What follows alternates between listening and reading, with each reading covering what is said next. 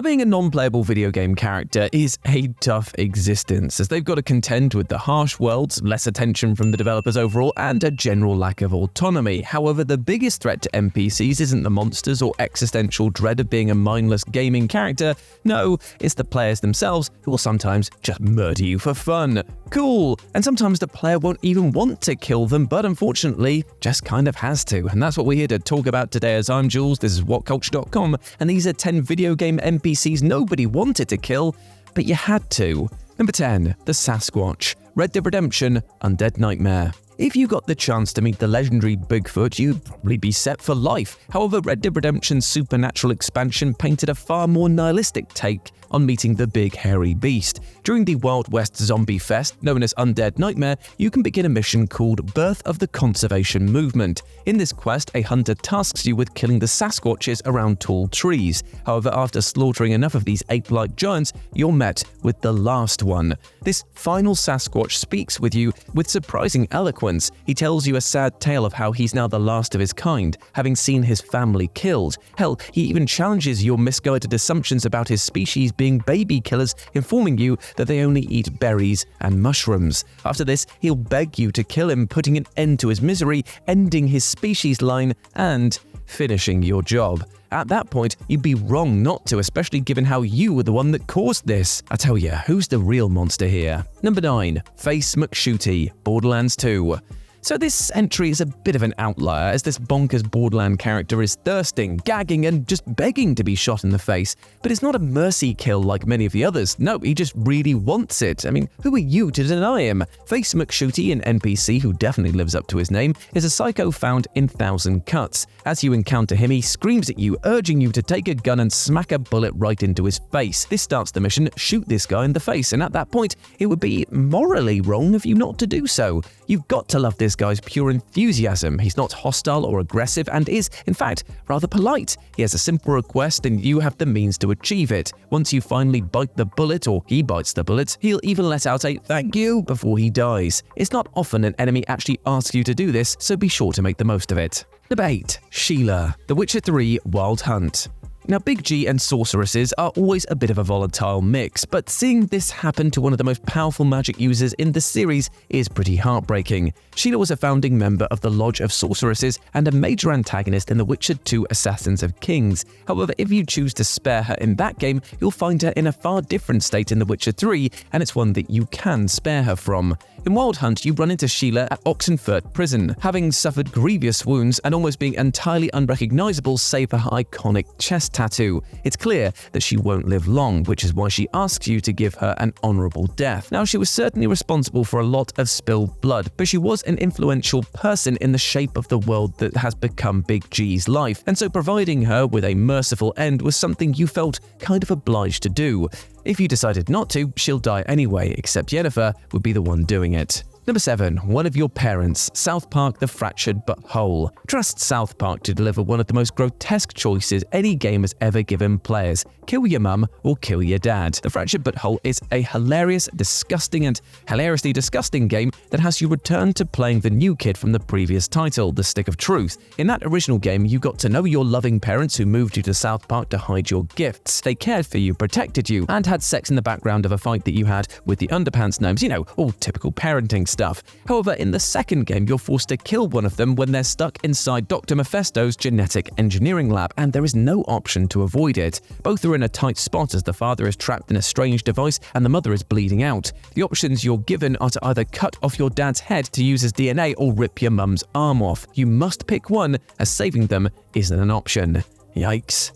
Number 6. Astrid, The Elder Scrolls V Skyrim. Battling dragons and monsters is pretty cool, but donning a dark outfit and assassinating folks is a thrill unto itself, and that's what makes Skyrim's Dark Brotherhood questline so bloody special. Guiding your hand throughout this epic adventure is the impeccable Astrid, leader of the Assassination Guild. She's cool, strong, brash, and dangerous, which are all pretty great traits in an assassin. Of course, she does sell you out towards the end, but what's a little treachery among friends? Tragically, Astrid's misguided betrayal inadvertently dooms the entire organization. Her actions lead to Commander Mero launching an attack on the Falkreath Sanctuary, killing most characters and burning Astrid within an inch of her life. Upon finding her, she requests that you perform the Black Sacrament on her, ending her life and taking her place as leader. Now, this tragic kill makes the list on 2 levels. For one, taking Astrid's life upon seeing her charred body is a mercy kill if ever I've seen one. However, on top of that, killing her is also essential for continuing the Dark Brotherhood storyline. She has to die, and you have to be the one to do it.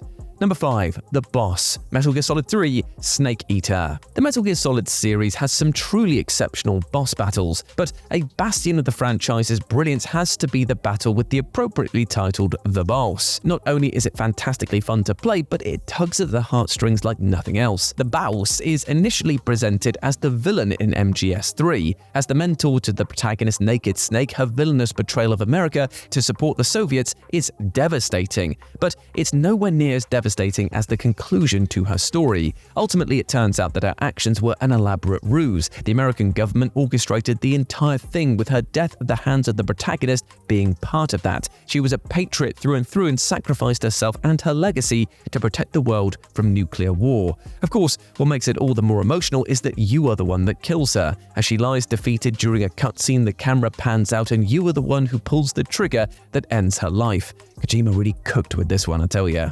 Number 4. Yoshi, the Mario franchise. Nintendo's catalog of iconic characters is never-ending. The company's ability to make you fall in love with their creations is on par with bloody Disney, and the beloved dinosaur Yoshi is among their best. But that's what makes it so painful whenever you have to sacrifice the little guy just for an extra jump. The Super Mario series offers a flawless platforming challenge, and sometimes you need a bit of additional elevation. In Super Mario World, that came out in 1990, a means to get some of that extra height was provided via Yoshi, who you could jump off after making them jump, adding an extra boost. If you needed to make a big leap and had no other options, then sorry Yoshi, but it's down in the depths you go and up for the Italian plumber. Of course, there were some ways to work around this, but finding them was pretty challenging. Sadly, the sacrifice of Yoshi is a tradition that has continued, especially in Mario map creations. Whether it's in Super Mario Maker's fan-made levels or hand-cramping Kaizo maps, some people just get a kick out of forcing you to kill your beloved dino. Number 3. Harold, Fallout 3. Now, everyone has a firm grasp on the horrors of what would happen in a post-apocalyptic nuclear wasteland, but damn, Bethesda has often gone in directions you'd never expect, with one of the most shocking and fascinating being the horrid fate of poor Harold.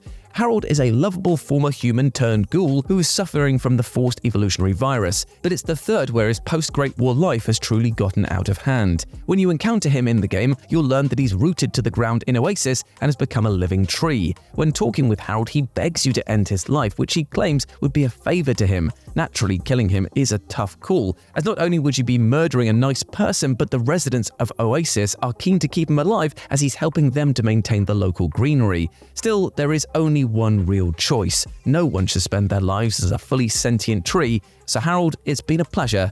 Now off you go. Number 2. Queen Cutie, It Takes Two.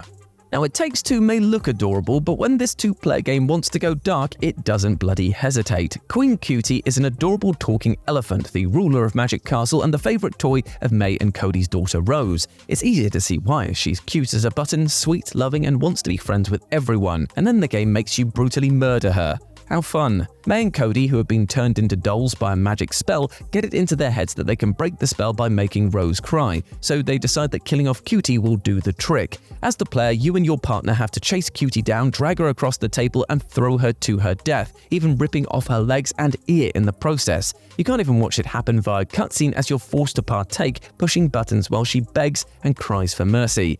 This death is so horrendous that Cody even says, "I'll need therapy after this." Yes, you and the player both, my friend.